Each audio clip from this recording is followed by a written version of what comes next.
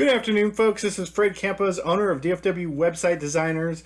It is a wonderful Tuesday, January the 4th, 2022, and this is episode number 286 of your 3 business tips at 3 o'clock in and around 3 minutes.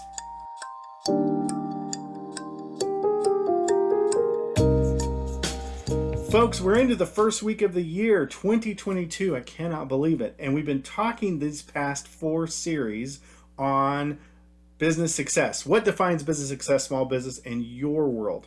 Well, for me, I've kind of broke it down into 7 little series. I've been analyzing my business, my web design business over the last 11 years, but really focusing on what changed last year.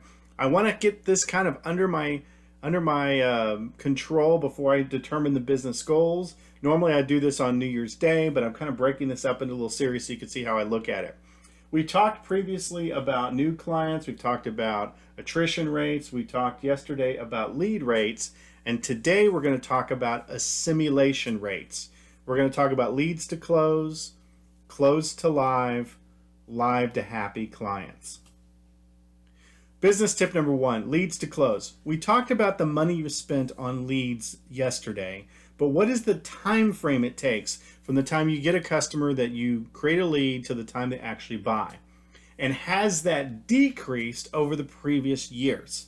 So in my business, if we go back 2 years ago, it would take about 2 months from the time I generated a lead to the time they actually took their money. Last year, that kind of narrowed down into 30 days. And this past year, I'm happy to say we've got it down to about 7 to 14 days, about 1 to 2 weeks. But are you measuring the moment from the time that you generate a lead to the time they actually buy or don't buy, right? That's what I mean by lead to close. Business tip number 2.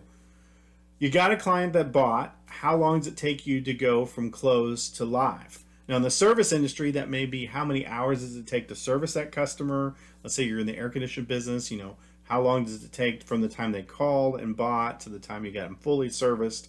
For me and my business, it's the time that they bought to the time they have a live website. And now it is mushed down to 21 days. And I have a goal in 2022 to get that down to 10 days, to actually half that some more, because that improves customer satisfaction. And the last business tip number 3, is once you have a client and they're totally live, how long does it take to get them to what I consider a happy place? A happy place could be where they would give you good referrals, good reviews, or whatnots. And for me and my business, it's about 2 months. I would like that to get down to about 1 month. Again, it's how long it takes them to get used to their new website, get used to the new service.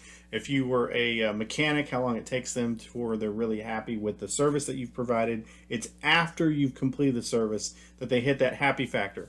And for some of you, that may be immediate. For me, it's sort of a delayed reaction based on what they expect from their website. So again, I talk about all of these as in referring to an assimilation rate. And you should be comparing that from this year to previous years.